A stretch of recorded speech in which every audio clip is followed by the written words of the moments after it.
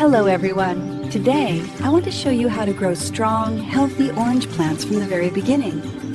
Growing oranges is a beautiful journey, and with the right care, your trees will reward you with sweet, juicy fruit.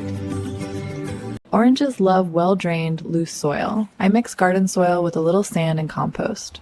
When planting your orange seedling, be gentle. Make a small hole, place the plant in the center, and cover the roots carefully. Press the soil lightly, not too tight, not too loose.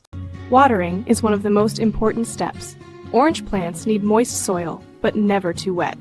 I like to water early in the morning. If the top 2 centimeters of soil are dry, it's time to water again. Remember, too much water can harm the roots. Oranges love sunlight. Make sure your plant gets 6 to 8 hours of sun every day.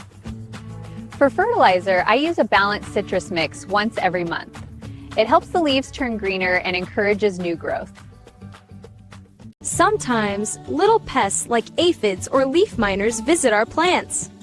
Don't worry, you can protect your oranges using natural methods, like neem oil or a simple soap water spray. Always check under the leaves, that's where insects like to hide.